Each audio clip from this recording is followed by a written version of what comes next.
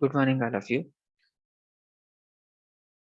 So, till now, we have discussed the various interfaces that are present in the Java collections. So, remember, we were discussing the interfaces. So, interfaces means it is a set of collections of functions. So, only functions will be there, and the class which implements that interface has to define those class. The next interface that is present in the collections is the queue interface.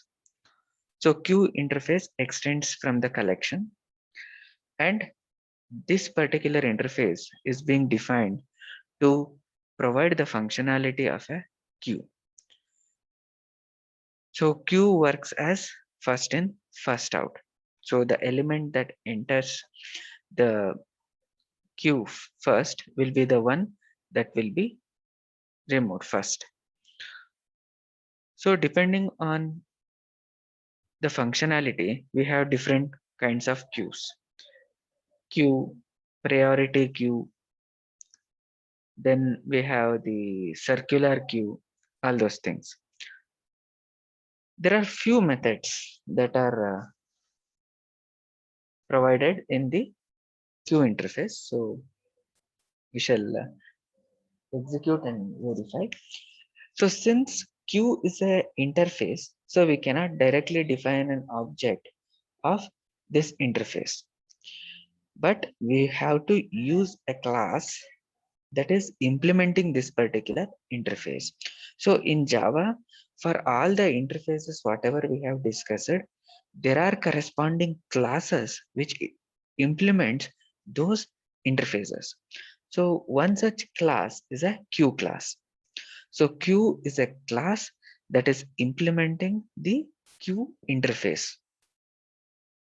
So we can directly use it. So the declaration is like this. And for a queue, we have to, it is based on the linked list. So we have to declare it through linked list. So the generics in Java will be declared like this. The name of the class within the Angular braces, we have to give the data type. So here we are creating a queue of integer values. If we are creating a queue of objects, maybe student object or employee objects, so we can write it over here. So that class name we have to write. Anyway, since capital I is there, it is a class only. So queue, then the data type followed by the name of the variable, and then it is the linked list we are creating. Again, here it is the angular brackets which is present, indicating these are generics. So generics means any data type can be provided so that the functionality remains the same.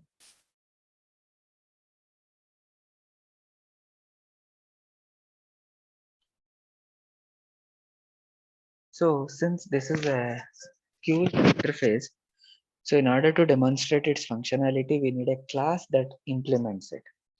So here we have a class that is implementing this particular interface.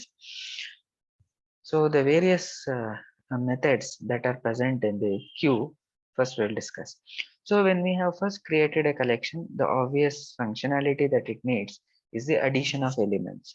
So how we can uh, add the elements to that particular collection. So that is through the add function.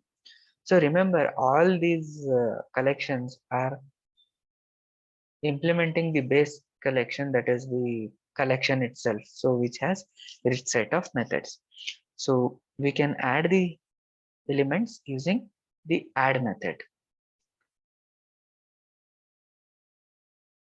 So we can write like this, queue add.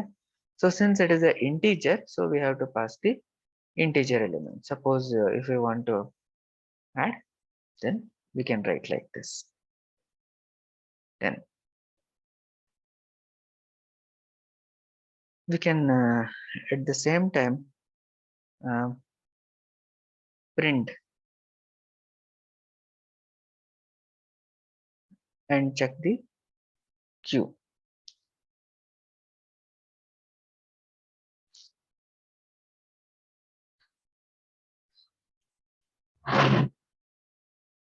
So you can observe here, we have just printed the Q itself directly. So which means, so here the output is within the square bracket. So 10 is present. So by default, it gets converted to toString method, and the entire Q values will be printed. Now let us add one more element and verify the output.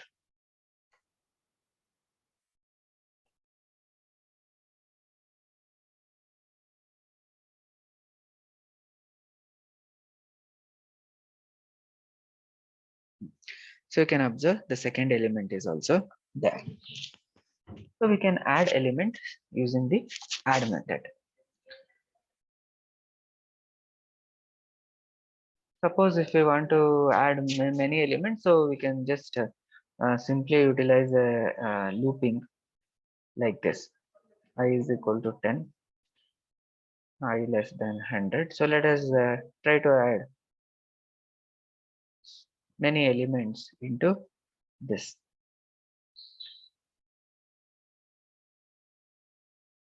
So we'll keep on adding the elements by iterating.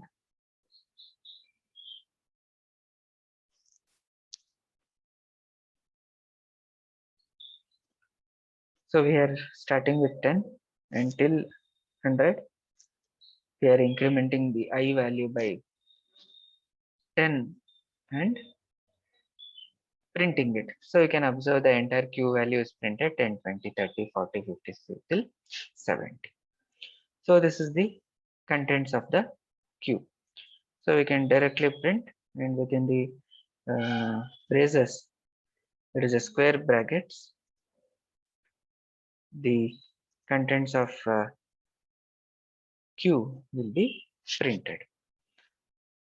The first method that is there in the Q interface is the element method.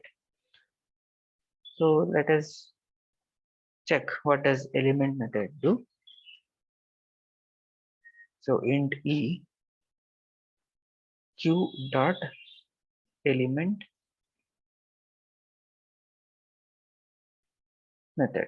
So this element method returns the first element. So we'll print the element.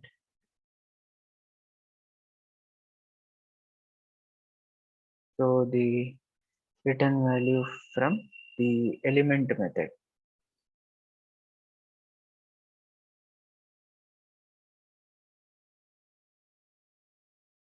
So what does this element method return? So we are printing it in E.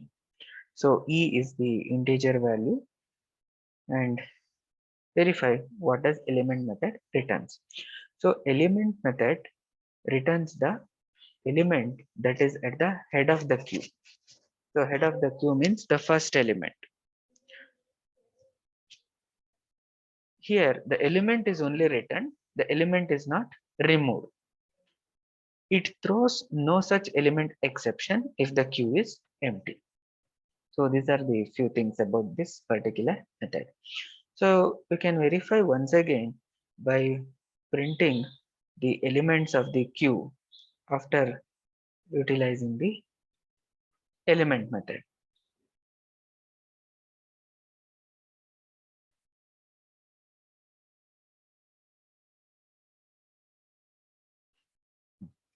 So you can observe.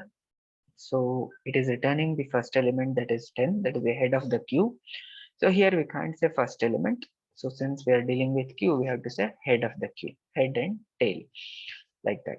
So the contents of the queue is not changed. So next method we shall discuss is the offer method. So offer method returns a Boolean value uh, Boolean value it returns, offer. Here we need to pass the element. So let us try to offer 100. So Boolean value E, Q dot offer 100. So this offer method, what does it do? So it will attempt to add the element to the queue, and it returns true if the object is added, and it returns false if element cannot be added. So you can see in the output, the original contents are till 90. Then the offer method has returned true. The contents of the queue is 100 is added. So it gets added to the end of the queue. So let us give 55 so that it will get added at the end only. So offer method will attempt to add the object to the queue and returns true or false. So true if it can be added, false it cannot be added. So here 55 is present. So this is about the offer method. Another method we have in this queue method, that is peek. So peek method returns the object. It doesn't take any parameters. So the syntax of the peek method is like this: queue dot peek. So peek method returns the element that is at the head of the queue.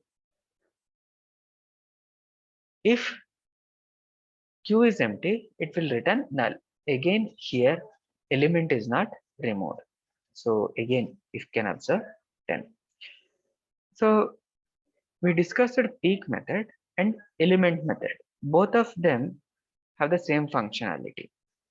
Both will return the element that is at the head of the queue. But the difference is when the queue is empty. In element method, if queue is empty, no such element exception will be thrown. If queue is empty, in peek, null will be returned. That's it. That's the difference. Element throws the exception, whereas peek doesn't throw the exception. It will just return null. The next method we have in the queue class is the remove.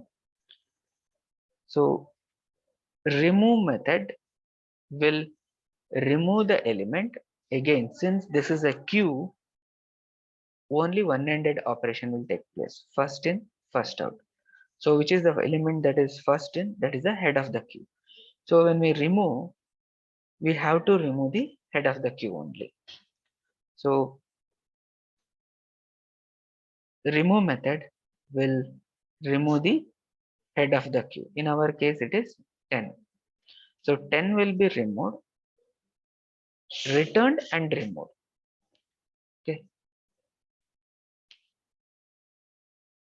So it throws no such element exception if the queue is empty.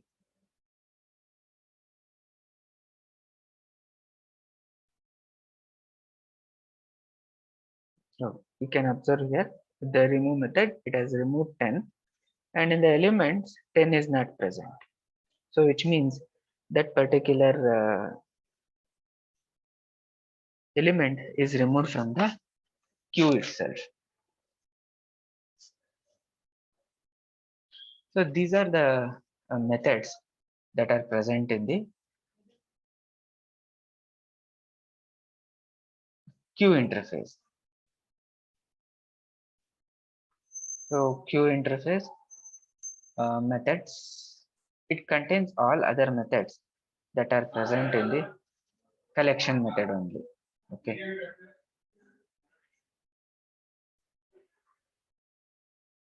So these are the methods. So element, offer, peek, poll, and remove.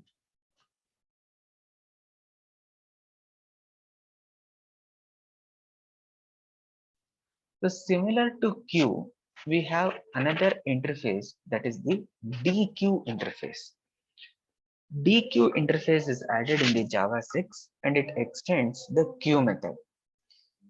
And its behavior is that of a double-ended queue. DQ means double-ended queue. So double-ended queues can function as the standard first in first out queue or last in first out queue also. So the operation can take place at both the ends, either first in first out, which means one end we are adding, and from the same we are eliminating the elements, or we'll add from the last, that is the last element will be removed first. Either the first element will be removed first or the last element will be removed first. So that is the double-ended operation. So DQ, again, it is a generic interface. So let us look at the various methods that are present in the DQ.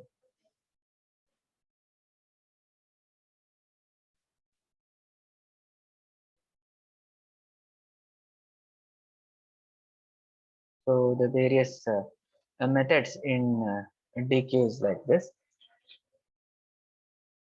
So in DQ, through several exceptions, null pointer exception, illegal argument, illegal state exception, no such element exception, so all those will be thrown. So DQ includes two methods, that is push and pop. So these methods enable the double-ended queue to function as a stack also. So since we have the double-ended operation, this DQ can work also as a stack. Whenever we are saying that is the last in first out, it is nothing but a stack. Again, iterator is also present over there. So descending iterator method will give the iterator for the elements in the reverse order. So DQ implementation can be capacity restricted also, which means we can limit the number of elements in the DQ also. We can specify the limit also. So when we have a limit, then whenever we want to add an element when the capacity is full, so it will fail. So DQ methods allows us to handle the failure with add first or add last method by throwing the exception. So add first method adds an object at the head of the queue. Again, it throws a exception when the capacity, we are restricting the capacity and then it is out of the space. Add last method adds object at the tail of the queue, which means that is the other end. This is the first end, this is the second end, other end, opposite. There the element will be added, and again this also throws the exception. Add first and add last. Then descending iterator. So we have discussed this descending iterator in previous interfaces also, where we want to reverse the order. That's it. The reverse order will be returned. So the returns the iterator, which will move from tail to the head of a double-ended queue. The normal iterator will move from head to the tail. If you want a movement from tail to head, we can use the descending iterator. Then get first method.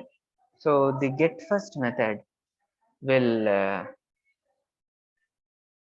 return the first element in the double-ended queue. Again, the object is not removed from the DQ. It will only return the element. And it will throw no such element exception if the double-ended queue is empty. Get last. So this returns the last element of the DQ, but it will not get removed. Then offer first, just like in the queue, it has an offer method, but it comes with a variant, that is offer first and offer last. So offer first will attempt to add an element at the head of the queue, and it returns true if the object is successfully added. and it returns false if the object cannot be added. The reason might be anything. The capacity may be full. The other method include the offer last.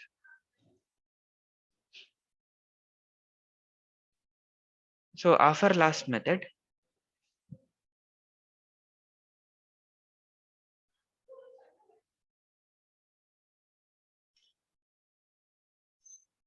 so the methods are here: add first, add last, get first, get last, offer first, and offer last.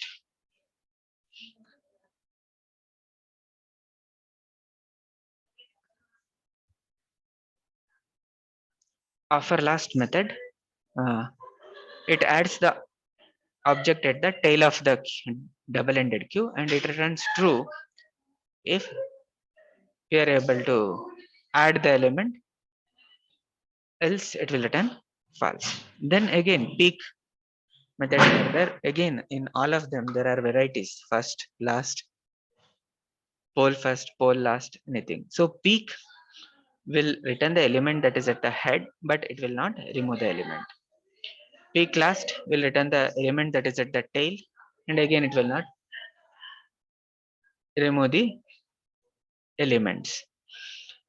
Pole first will remove the element from the head of the queue, whereas pole last will return the element that is at the tail of the queue, and it returns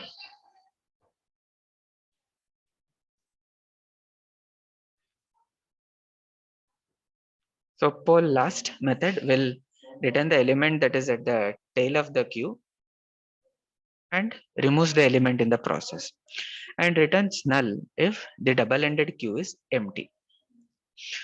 So it has all the functions that is there in the queue, but the thing is every function is with two variants, that is the first and last.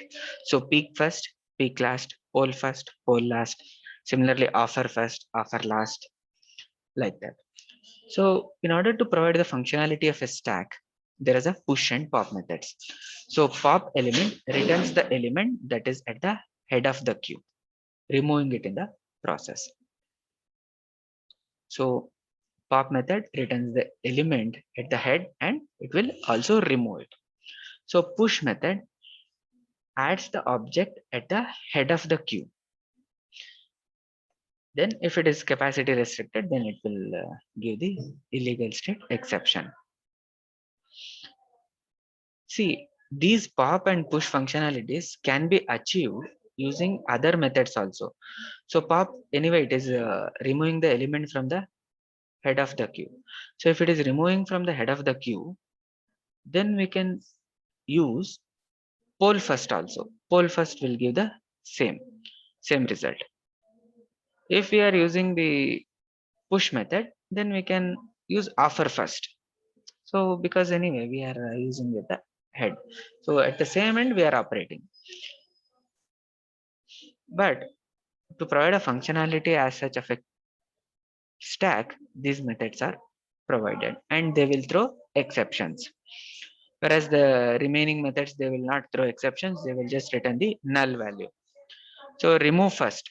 So remove first returns the element at the head of the queue and the element will also be removed. The difference is it will throw exception. Remove first removes the element from the head of the queue. So wherever first we have, there the operation will take place at the head of the double-ended queue, and last is there the operation will take place at the tail. So the last methods of this DQ include the remove first occurrence. Here in remove first occurrence, we are passing the object and it returns boolean. So the object which we pass, it will check in the queue where it is present.